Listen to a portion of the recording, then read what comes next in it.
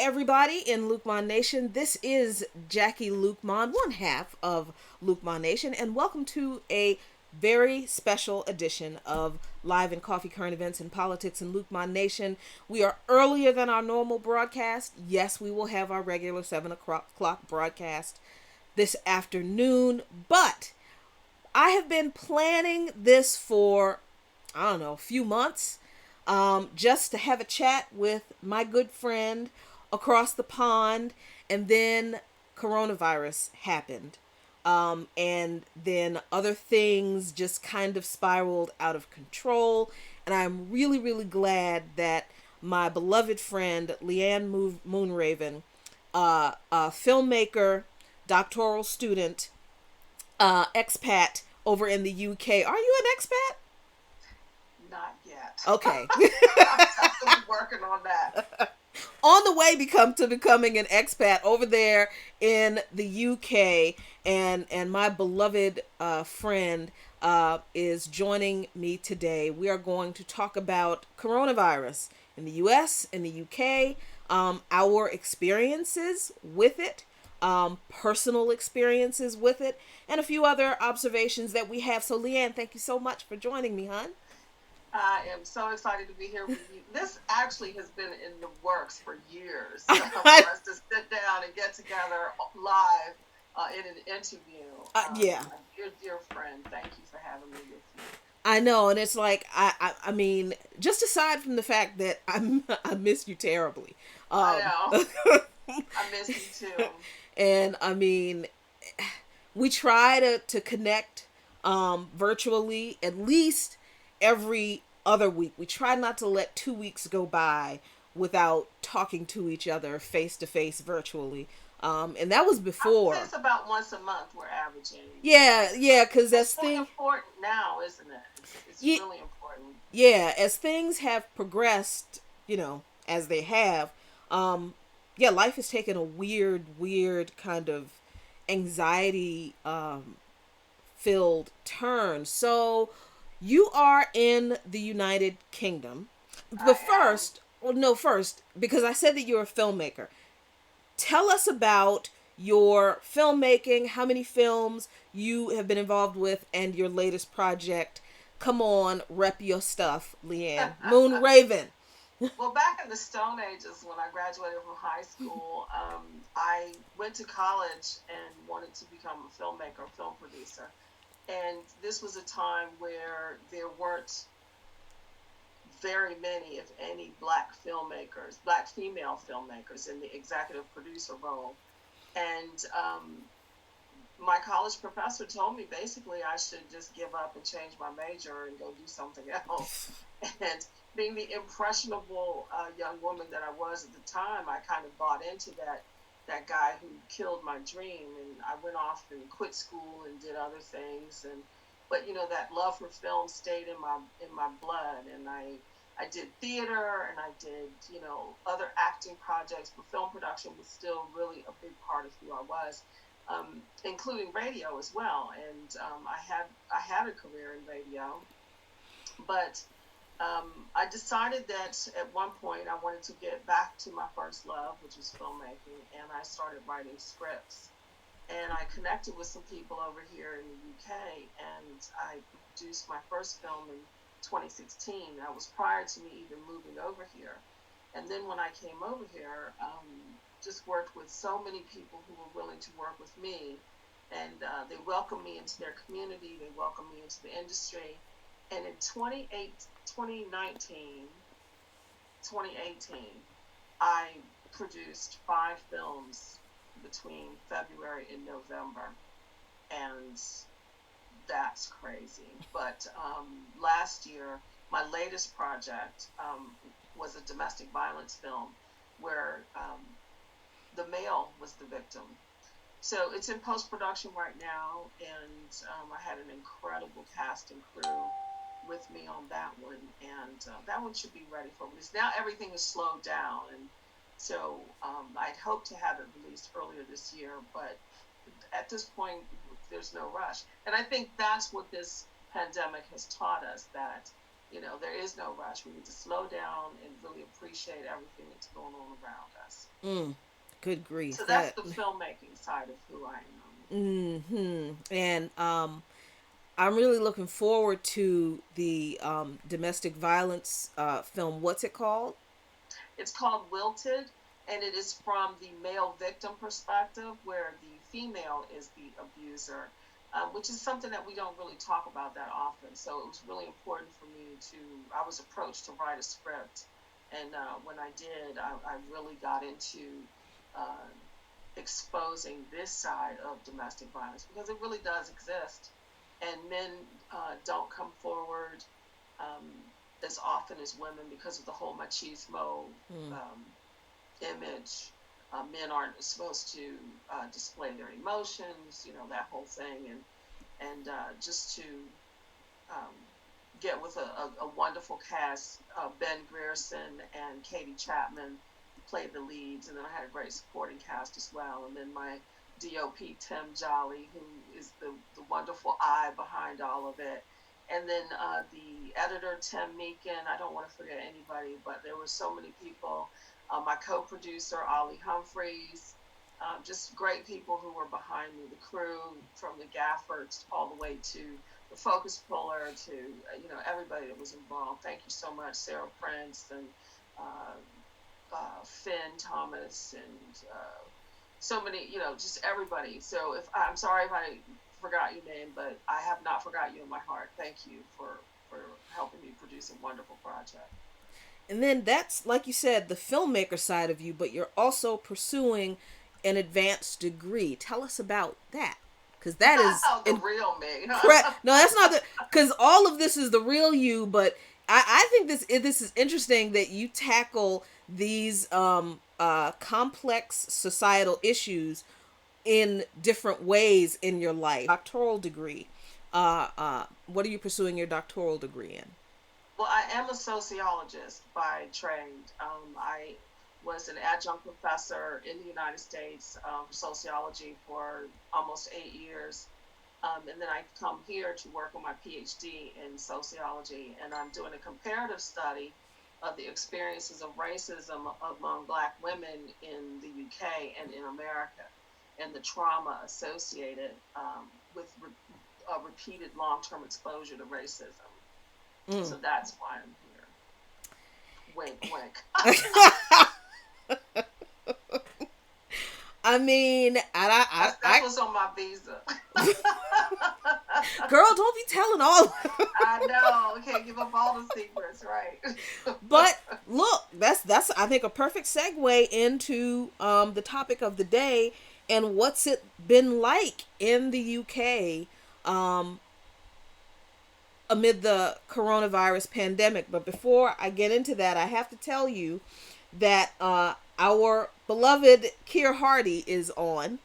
Oh, here. Yep. My man.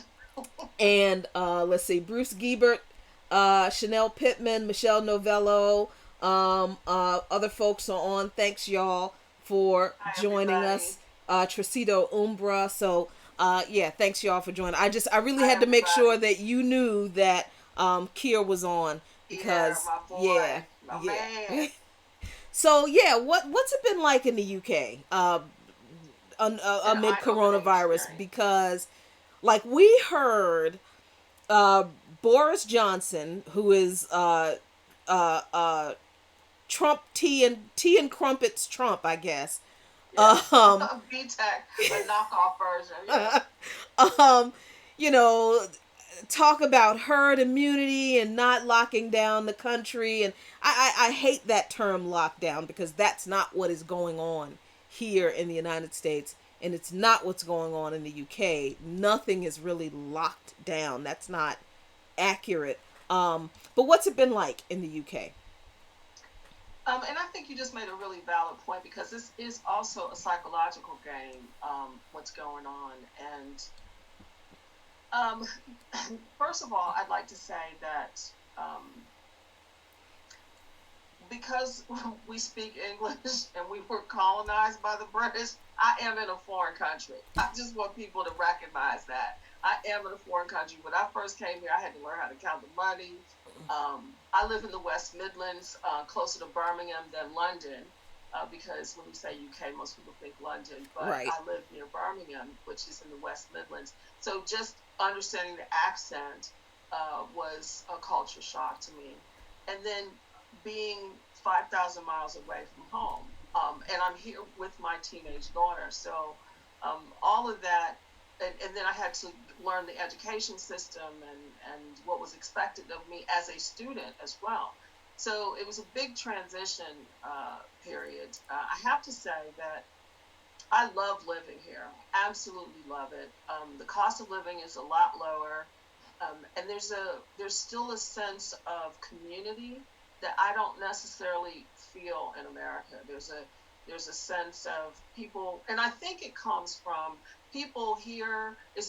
You're expected to take a holiday from work. You're Say what? expected to mix and mingle with friends and go out after work and have a drink. They And want you to have a you know, life there outside of they work? actually they absolutely still promote having a life, and that was really unfamiliar to me when I first got here. And my supervisors at university were like, they give us, even built into the PhD program, 6 weeks of vacation How, in what? a year. And like my supervisors, I don't think I've ever taken 6 weeks of anything. Why are we So still here? What the?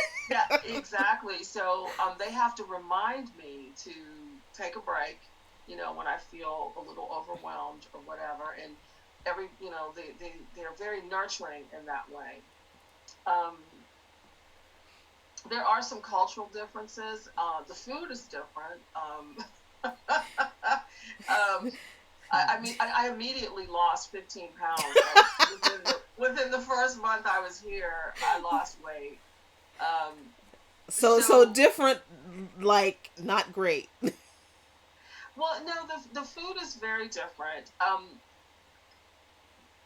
Some of it's good. Some of it's good. It's just different, and even that is a challenge because they hold their knives and forks differently than we do. Which just little subtleties like that, and Mm-hmm. um, the portions are smaller. They are not big on fast food, like on every single corner. Wow. The food is not processed the same way. It tastes much fresher. Um, Wow. it's just it feels healthier. Even when you're cheating, it still feels healthier. So it's completely different in that aspect. The chicken, I remember specifically. I don't eat meat much anymore. I don't. I gave it up. But I remember when I first got here and I opened up a pack of chicken, I was taken aback by the way it smelled. Because it smelled like what it was, a dead animal. It smelled like raw chicken. Mm-hmm. And it wasn't processed like it is in America. So I had to even get used to the smell of Mm. raw meat. And so, yeah, it's really different in that aspect. Wow. That, Yeah. I mean, it see, you would kind of take that kind of stuff for granted. Not the 6 weeks of paid leave. That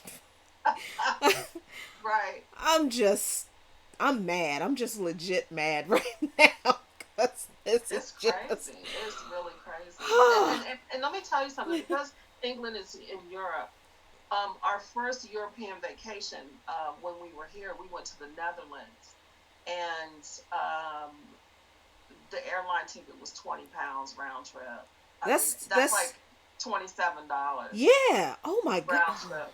Yeah, and the train ticket to get from Amsterdam airport to where my friend lived in Maastricht was more expensive.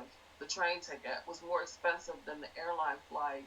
So people in people on this side of the pond are much more accustomed to traveling because it's so cheap. I mean, you can get anywhere in Europe $20, $30 oh my. US dollar equivalent, anywhere in Europe. When we went to France, we took the train, and it was about a hundred pounds round trip for each one of us. And you can't even get to New York from DC for $100 on the train. Some days So you can't get to Baltimore from DC.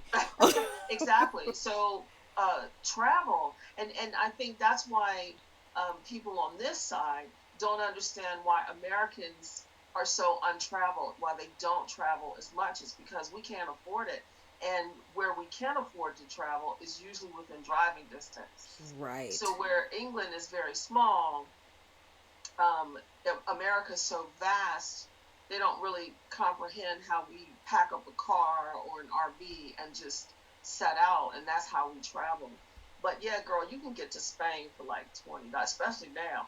You can probably get there real cheap. And then when we do set out to travel somewhere, we only have a week to go. So Exactly. Yeah, at two so at the absolute at the most. Yeah. absolute most, that is so incredibly depressing.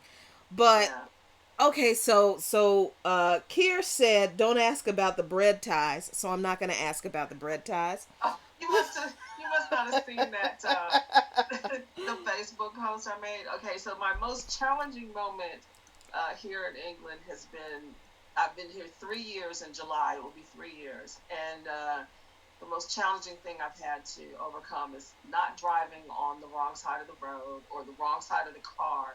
It's how to get the ties open on the bread. You can't imagine. You can't imagine.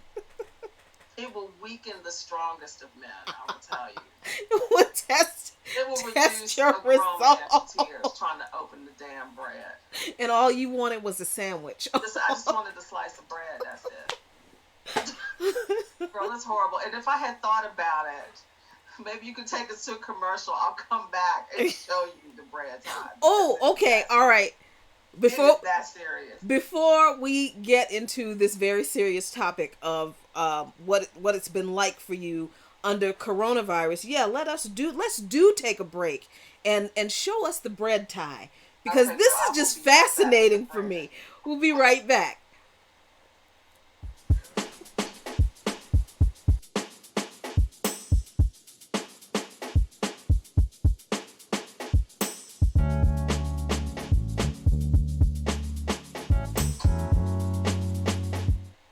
All right, we have returned with the bread and the bread tie, the suspect bread tie. So show us the bread tie in question. Okay, so before I show you the bread tie, as a filmmaker, let me say this is not product placement. Okay, I am not trying to promote anybody's bread.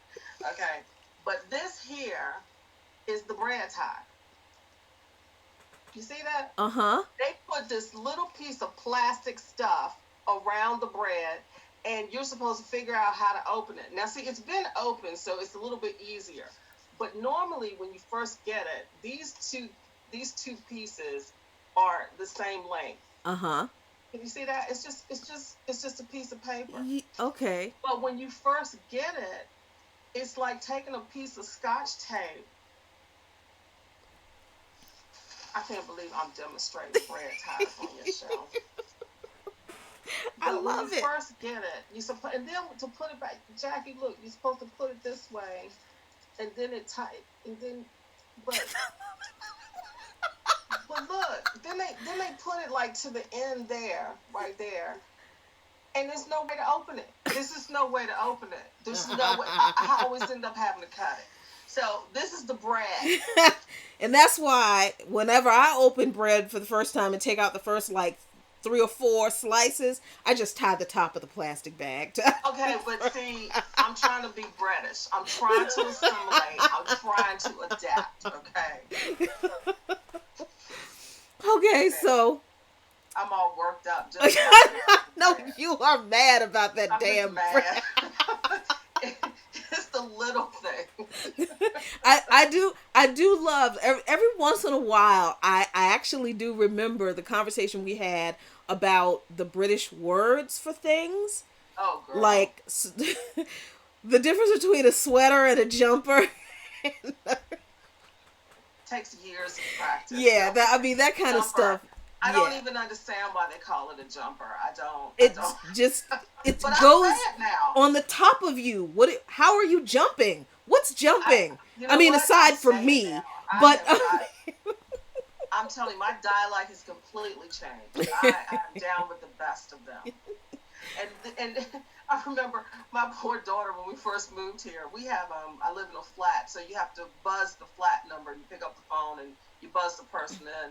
And it was a delivery, and She answered. She said hello, and she looked at me. She dropped the phone. She's like, "Oh my God, Mom, I don't even understand what he's saying." She had no idea what he was saying, and here we are, 3 years later, and can roll with the best of them. I mean, it's great that you both have adjusted so well.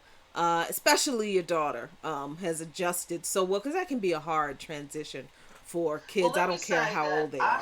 I got to give them the shout outs too. I mean, I have some amazing friends. Lindsay Drury, she is like my sister over here. She looks out for me.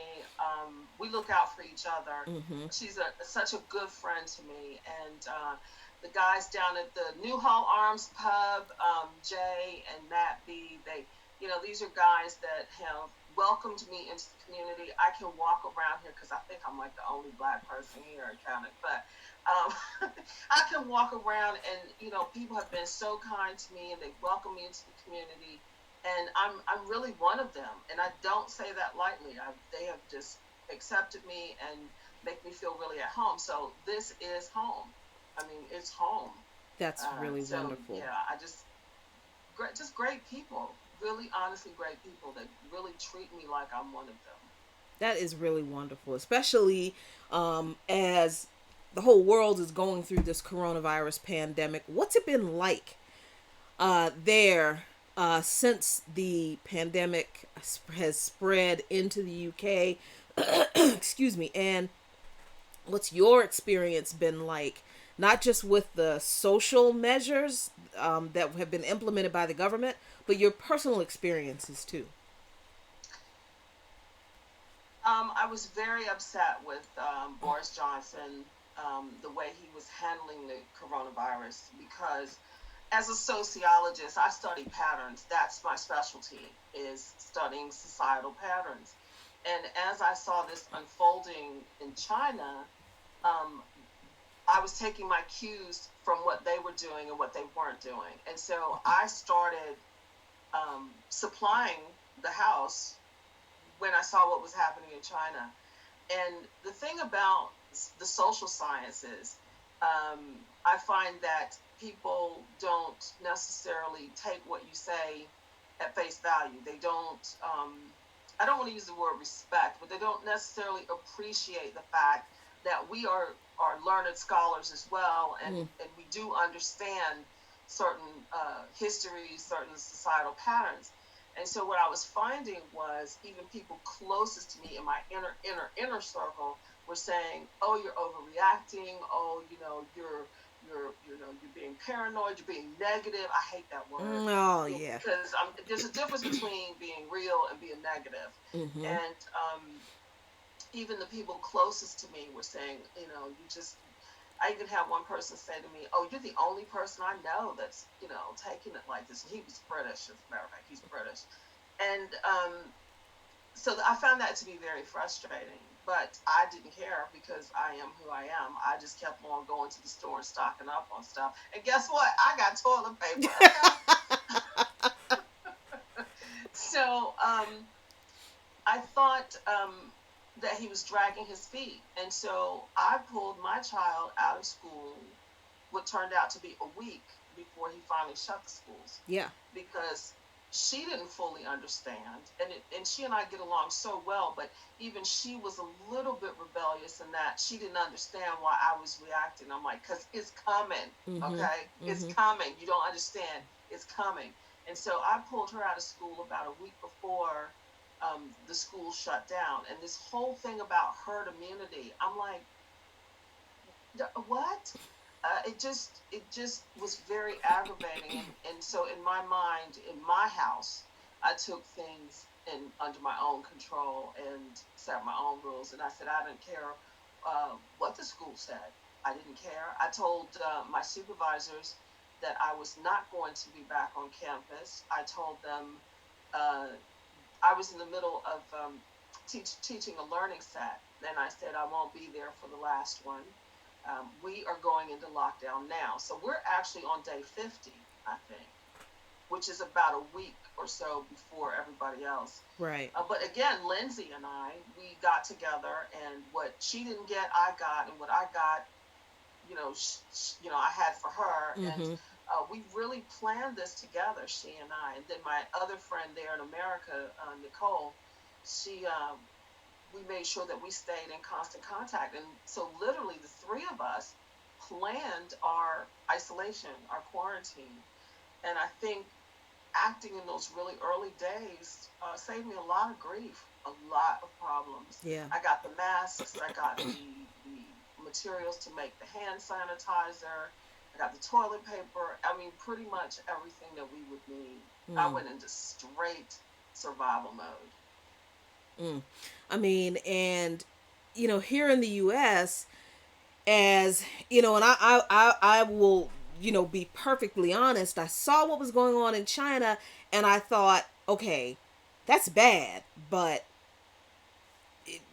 it can't be that bad because I've never lived through a pandemic, so I did not understand the severity of this situation, and certainly it wasn't declared excuse me, a pandemic by the World Health Organization until a few weeks after the outbreak began in Wuhan. And there's all kinds of crazy speculation about the Chinese created in the lab and all this anti-Chinese rhetoric. And from what we can tell, the Chinese government did everything they should have done, were supposed to do in a timely manner, and none of this is their fault because viruses are pretty normal. They're actually quite common.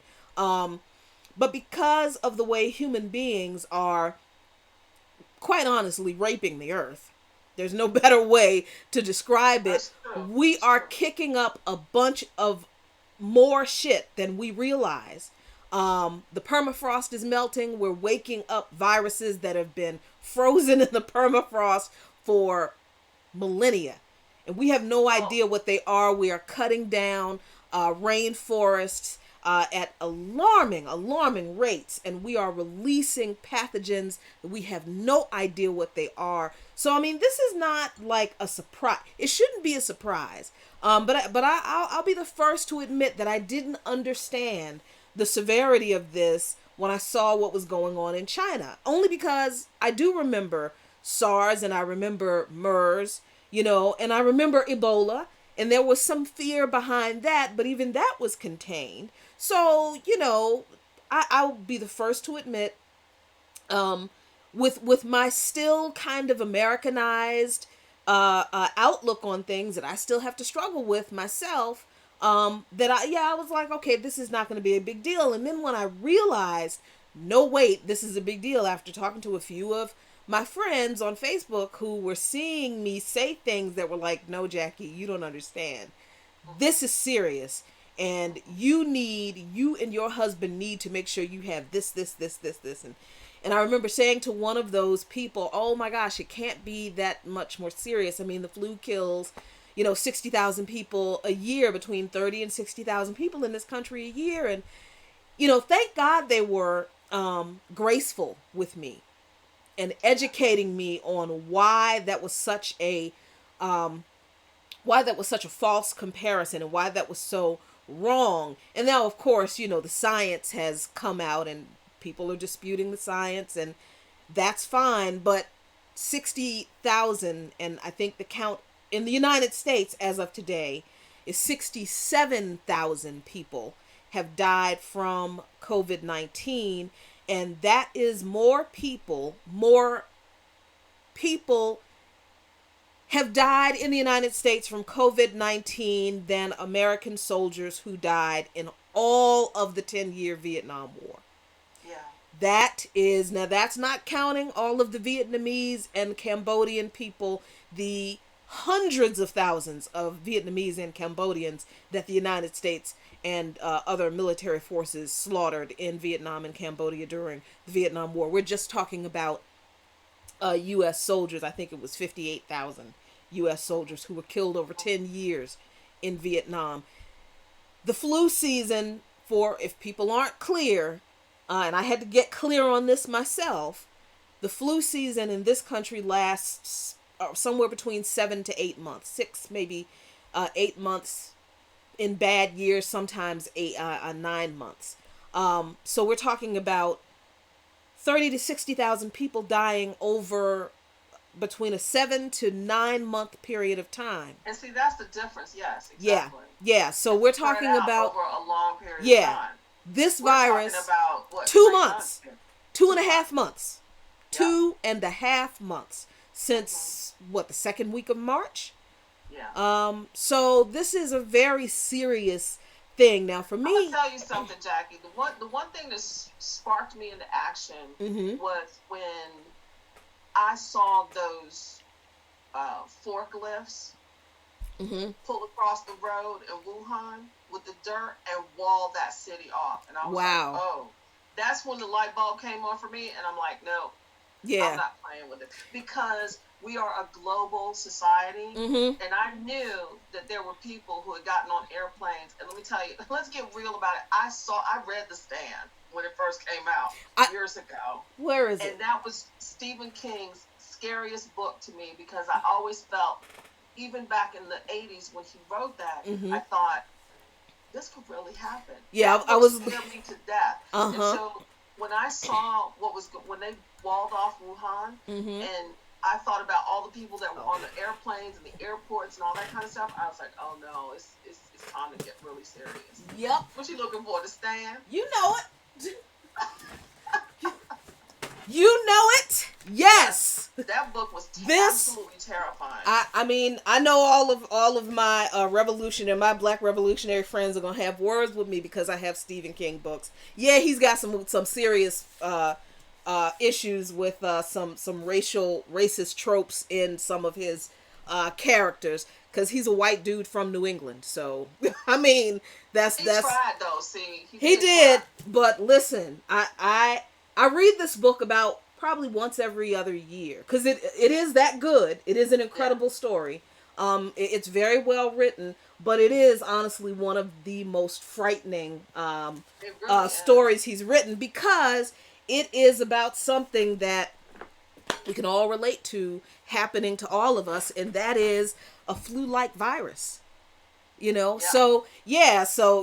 I had to find that because I was moving my books around it and stuff in Uh-huh. here, and I was like, oh, there it is. So yeah, I mean, like, I think for me, the thing that really like freaked me out, I think, was when they built the hospital in Yeah. China, when they literally built a hospital in a few days. And I remember saying to my husband, babe, I think this is really serious. I don't think they would be like building a hospital if this were not something that they take very seriously, that they are trying their most to control and contain. I don't think this is something that we should be playing with. So then, like, I mean, I agree with you, Jackie, that they did do a lot to contain it and all that, but I still I'm not over that they waited 5 weeks and they waited until the Chinese New Year when they knew that all these people from everywhere would be going in and out. Um, yeah, I can't get over that. but they You waited know, 5 weeks for what? before they acted on on doing anything to prevent it from before the containment efforts started. They knew about the virus the end of November, first part of December, and but again, I'm not even going to speculate about it because there's so much information out there. I don't know if we will ever really know the truth, but what I know is what Liane did for her family, Yeah. and how I knew this was coming weeks before. Um, you know, Yeah, I it's think. not a physical science, but social science is a science, and Right. there are patterns, and history does in many ways repeats itself, and we can look at things that didn't work in the past and apply them to what's happening now. And not every and that term conspiracy theory, Mm-hmm. while we're talking about it, really Mm-hmm. bothers me because everything starts off as a hypothesis, and then you find a theory out of that. So some of that stuff is true. I mean, how are you going to say that everything is a conspiracy theory? There are some things that are very true. Now, it's when you start imagining knocks in the wall that really aren't there, then you might run into a problem or two. But some of these things that people are saying are absolutely true, and I think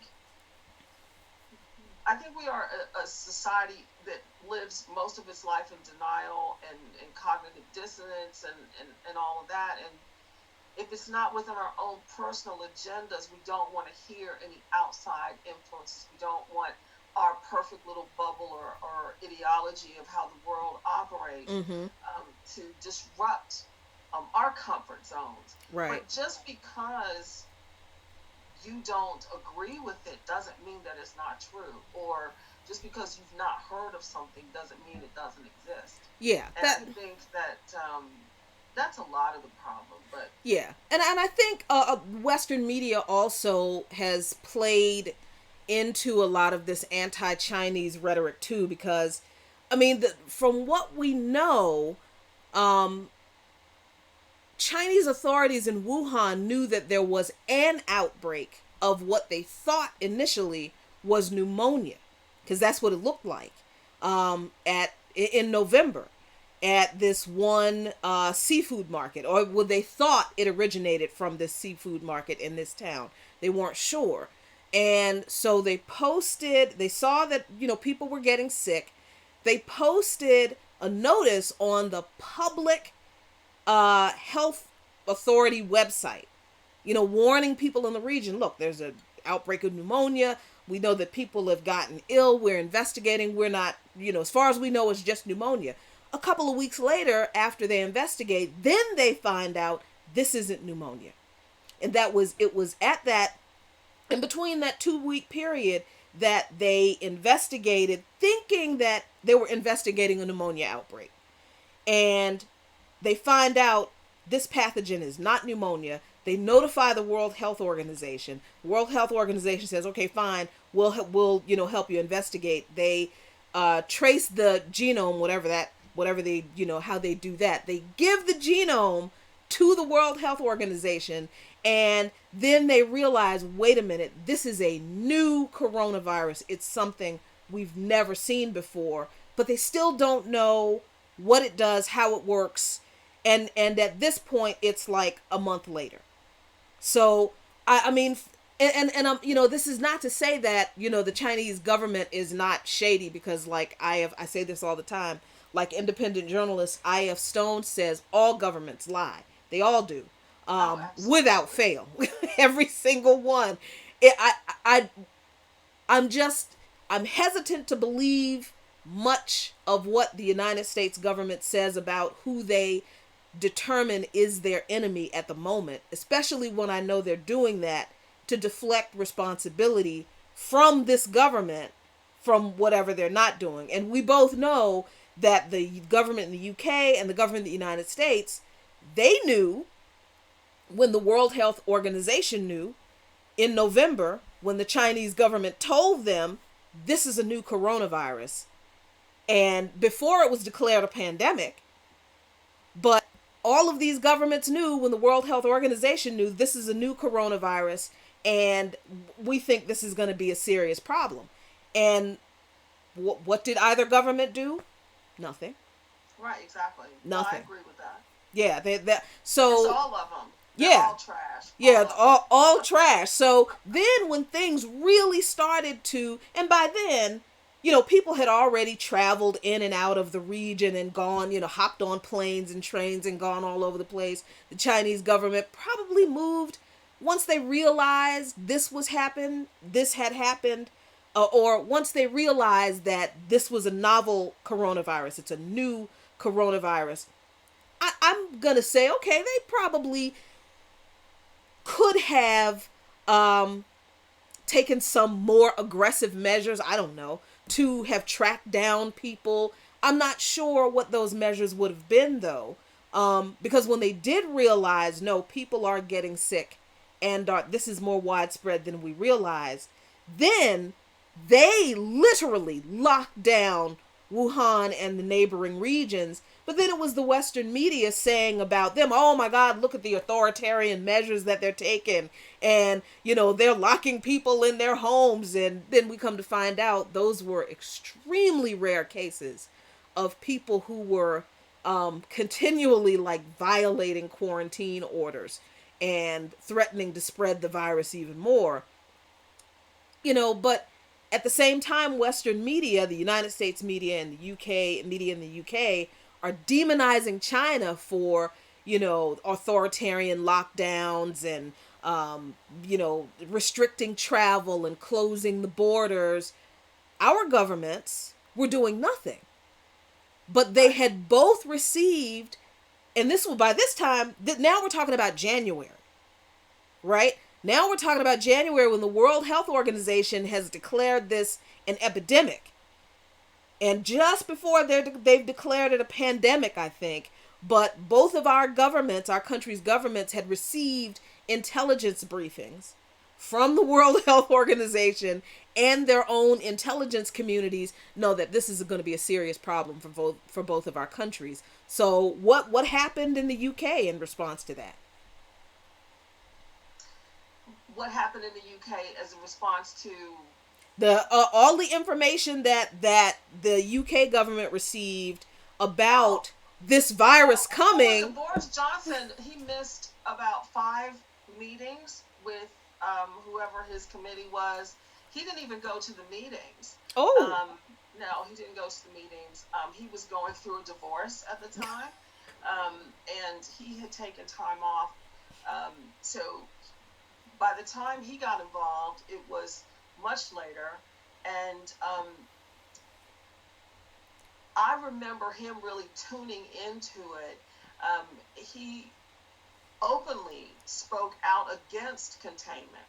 He said that containment would not work. He said that, we would lose some of our elderly loved ones. His words, not mine. And he wanted the virus to spread, to infect as many people as possible, so that we could develop a herd immunity. And that is absolutely ridiculous, because we know that herd immunity only works after the vaccine, so not before, but after. And I think that for him to say, save the NHS and save lives, stay at home, it sounded good, but I think when he came down, he openly bragged. As a matter of fact, the first press conference that he went to was after the 5 that he had missed. So the first press conference that he went to, he walked up to the podium and said, he had shook hands with the coronavirus patients. He said, I just came back from shaking hands with coronavirus patients, like really kind of giving it the middle finger. Mm-hmm. And I thought, that's going to come back and bite you. And didn't it? So, he, as we know, became infected with the virus, and it wasn't looking good for him for a while. I think he was kind of hanging on there by a string. Now, Liane, people in the U.S., some people in the U.S. were saying that, he wasn't really sick with coronavirus. He was. So he really was. All you have to do is look at him. All you have to do is look at him and tell, no, seriously, that he was ill. Wow. You could tell that he was ill, and you could see him declining. Wow. He was really, and he still looks ill to me. He looks like he's lost weight. He really looks not good to me. So, well, not that it wasn't like it had to slide that much, but he wasn't a real looker to start with. But there's absolutely there's no doubt in my mind that he was really ill. So, do you think that now that he has contracted the coronavirus and has survived it and has experienced the illness, do you think his tone has changed? Do you think that's impacted the way he is responding to this situation now. I'm so glad you asked me that question because his first speech afterwards, I thought, wow, he's really changed. This really gave him a new perspective. But then, what Wow. is it? What, a week later? Uh-huh. I'm just like, um, he is an opportunist because now he's taking credit for how he's handled this crisis because there's threat of inquiry against him when this is over. Yes, there is talk of an inquiry into how he handled this pandemic. Really? And yes, and of course now it's all this is where the B-Tech knockoff Trump comes in because now he wants to say how he handled the crisis is why it's not worse than it is, which is pretty bad. And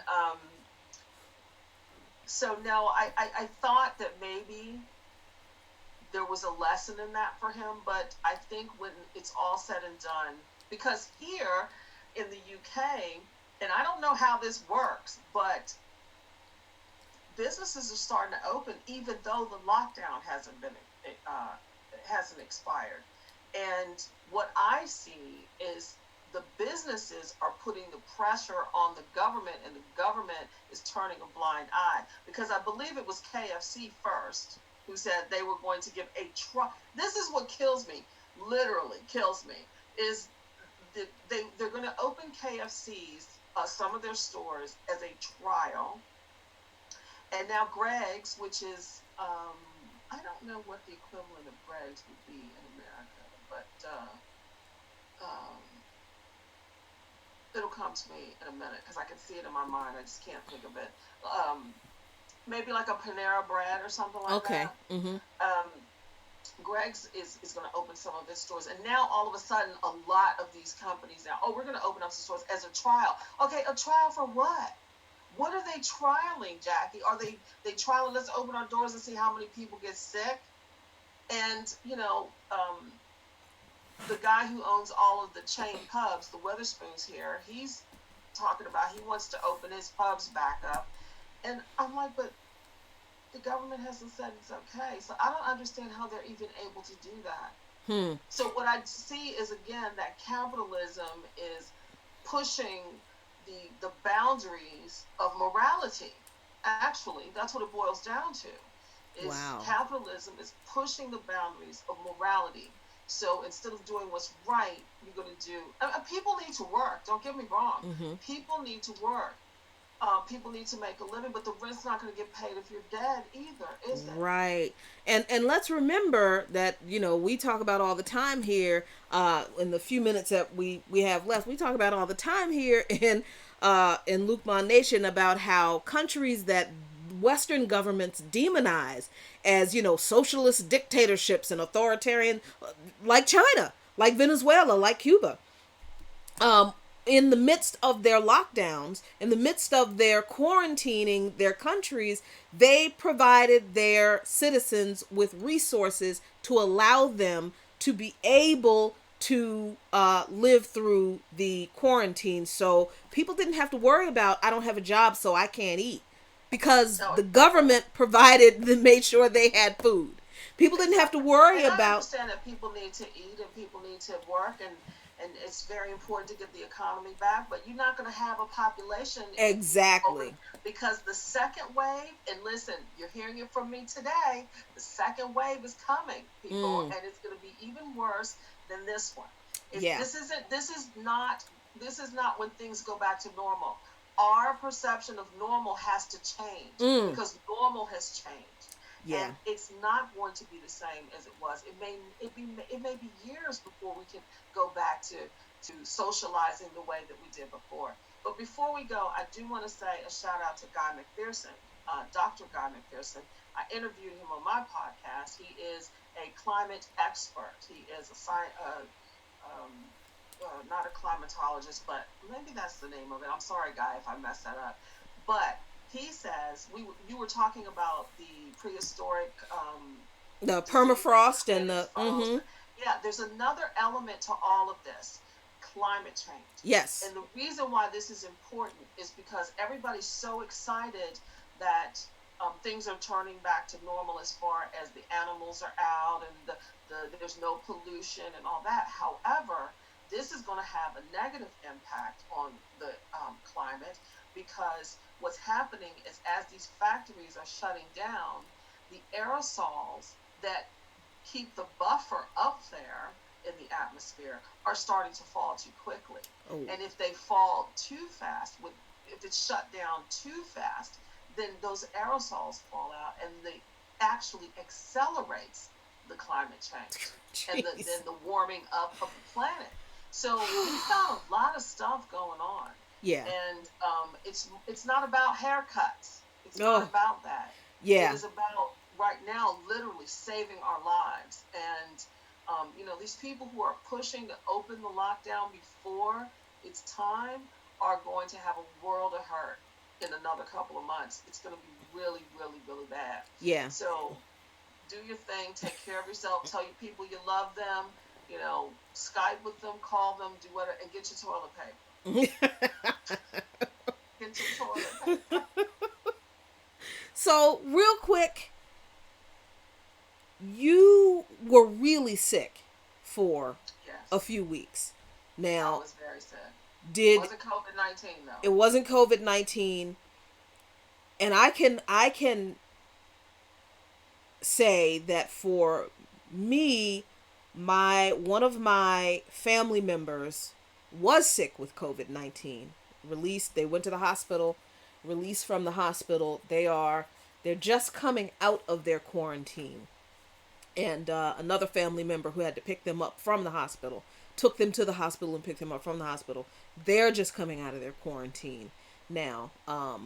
And they tell me that it was like nothing they have ever experienced. We just had a funeral of a church member who is 54 years old, was a home health care worker, and he was a trustee in our church. Died from COVID-19, 54. Mm-hmm. 3 other members of our church have died from this virus. So that is my personal experience with this virus. For people who have the idea that the virus isn't real, it's not any more serious than the flu. It's, from what the scientists and the experts say, from what they understand, if you have pre-existing conditions, the way the virus works is that it makes those conditions worse. And some of those conditions, it makes some of those conditions worse to the point that they are deadly. So it's not, from what I understand, and I'm so paraphrasing this, I'm not a scientist, but this is the way I understand it. It's not necessarily that you catch the virus and the virus is going to kill you. That is possible. Yes. But you are more likely to die if you catch the virus if you have certain pre-existing conditions. And that's... Yeah, and I think we need to even get away from all of that too, because it is affecting everybody. Right, and that's the thing, yeah. Because these, going back to these trial runs that people want to do. Right. They want to open the schools first for the young kids. Right. Well, I'm sorry, my child is not a sacrificial lamb. Exactly. I'm so offended by that, because kids are getting it, not at the same alarming rate. Now they're coming out with the frostbite toes. Exactly. Kids are getting, and I think that's what angered me through this pandemic more than anything, is that they were so quick to say what it was and what it wasn't. Right. When they had absolutely, it's a novel virus, so they had absolutely no substantial information or background or any kind of knowledge to know what this virus was capable of doing. So I was quick to say it wasn't COVID-19, but you know what? I don't know. Because you didn't get tested. We could all have it. It could be one of those Walking Dead type things. Exactly. That doctor whispered and whispered, everybody's got it. Everybody. Exactly. All of y'all got it. Right. I mean, we don't know. And I could have been, but My former father-in-law passed away last night Mm, from COVID-19. mm, But um, well, that's not true. Let me rephrase that. I'm sorry. He was terminally ill, but the COVID-19 accelerated what was the inevitable anyway. So I'm agreeing with what you're saying. yeah, But yeah. someone very close to me, personally, very, very close to me, contracted it. And let me tell you something. Anybody out there who thinks that it's not real, because I get emotional, I went through that with him. Okay. And when somebody that you care for is on the phone gasping for air, terrified, crying, somebody who's so strong, who has such dynamic personal power, who's terrified, deathly ill. And you know what? He never got a fever. That's what I'm saying. Don't tell me about these symptoms. Wow. He had COVID-19. He had every single symptom except for the fever. Mm, He had the body aches. He still has no. The taste hasn't come back to him. right. Um, he can smell a little bit. It's coming back slowly, but it's not back. The body aches. He couldn't even text at one point because his fingertips hurt so badly and tingled and were numb. And this virus has so many components to it That we're that you still could learning. have it and just not know it. Yeah. You could be displaying symptoms and still not know that you have it. It is that adaptive to change, Mm-hmm. adaptable to change. And so after going through that with him, I don't know whether it was an emotional reaction or what, but my body responded in a way that my body temperature dropped. I was absolutely lethargic. I could barely function. But my body temperature dropped to like 95. I think the lowest it went was like 95.7 or something like that, to the point of where it was almost hypothermia. And at Wow. one point, my daughter, I was under 3 blankets. I had a water bottle, a hot water bottle, and and a big woolly robe on, and was still shivering. And so I don't know what that was. It wasn't a fever, but I have no idea what that was. So every time you go out to the grocery store, you have no idea what you're going to come back with. Which is why Absolutely you not. should Because that's always the wear only time masks. I've gone out. Mm-hmm. Which is why we tell people, which is why the recommendation is to wear a mask. Gloves if you have them. Wash your hands all the time. Stay the heck away from people. I mean, this is not, this is,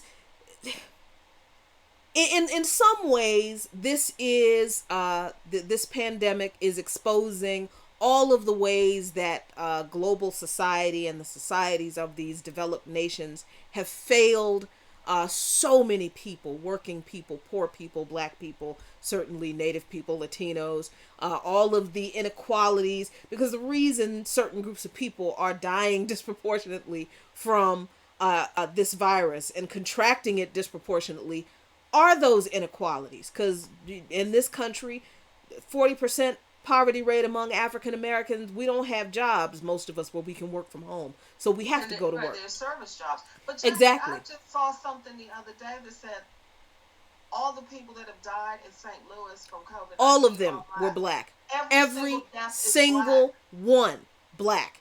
If Every that single one. doesn't say something, So, I mean, listen, whatever we thought normal was before coronavirus, folks, normal was killing us anyway. And we don't well, want to go back let me there. just say, because my body of work is racial trauma. Mm-hmm. Basically, we all share life stressors. We all have to pay the bills. We're all in relationships that are toxic. We all have to go to work. We all have children that get on our nerves. We all got parents that get on our nerves. We're all in this together as far as the stressors that are in our lives. But then when you add being a minority on top of that, and fighting a pandemic on top of that, I just want to juxtapose here for just a second and say,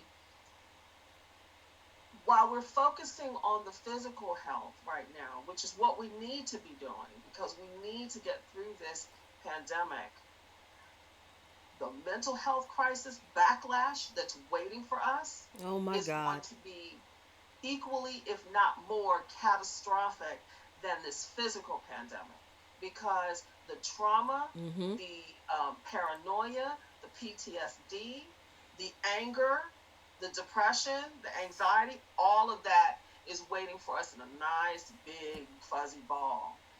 And we're not preparing for that either. Mm. We are not preparing for that. We We're got not. we got a lot of work to do, friends. We got a lot of work to do, but this is why we are here. This is why we do this work. This is why, instead of just relaxing on a Saturday or a Sunday, this is why we do these things to I don't bring even know what day it is anymore, I Jackie. look. I the only reason I know what day it is anymore is because I look at what the show schedule is for by any means necessary. Otherwise, I don't know what day it is, and, Yeah, and that's okay yeah, because I it's hard enough, keeping mentally present and not letting all of yeah. this overwhelm. But this is why we have to keep in contact with our friends and loved ones to check Mhm. on each other to make sure we're all right throughout all of this, because there is going to be at some point where we get through this, and what kind of world we are going to build for ourselves on the other side of this, that's up to us, because we Yeah. can't trust these people. We better not trust these people Man, I to just do. look at these videos of these guys, these militia group men on the Michigan Uh-uh. Capitol steps, and then in the same breath, I see another video of where they're hog tying some black guy because he Yep. was wearing a mask, doing what he was supposed to do Mm-hmm. in Walmart, and he's getting hog tied. Yep. That's Girl, welcome to America. girl. So look, y'all, thank y'all so much. We really hope you enjoyed this little chat that we've had, showing you what life is like under the coronavirus pandemic in the UK and in the US. I hope you enjoyed the time we spent with my friend Liane Moonraven, filmmaker, and just all around fabulous, fabulous woman. Um, when we get on the other side of this, and probably sooner than that, there's another story that I want her to tell that is, I think, even more important than this. I think um, we've lived some experiences, and we have lived through some things that that will, I think that will explain to you why we survive the way we do. We Yes. meaning black people. We meaning black women. We are survivors. And one of these days, I'm going to get Liane on to tell her story of survival, because it is incredibly important. Also, for any of the black women who are watching this, Mm-hmm. I will be launching my survey. It is a survey of just a series of questions. If you are a black woman and you feel like you have experienced racism or an act of racism in your life, it's take 5 minutes to fill it out, and I will get my friend, my good friend here, Jacquie, to put it on her social media. And if you are interested, please make sure that you fill it out. It will help me, a sister over here trying to get her education on, Help a and I would sister really out. appreciate it. Really, really appreciate it. All right, y'all. Liane, thank you so much for Thank you for spending having time me. with me today. Mwah, honey. Love you. Love you too. And thank y'all very Stay much for safe, watching. everybody. Wash your damn hands. Wash Girl, your damn wash hands. your clothes and wash your hair. Wear, if you gotta go out, wear a mask. If you gotta Yes. go out, put some kind of face covering on. Wash your hands. Stay the fuck away from people, and keep people the fuck away from you. You ain't gotta be up on folks like that. And see y'all at 7:00 p.m. with regular live edition of Coffee, Current Events, and Politics in Luqman Nation with the local DC politics edition with some special guests tonight. Y'all take care of yourselves until then. Peace.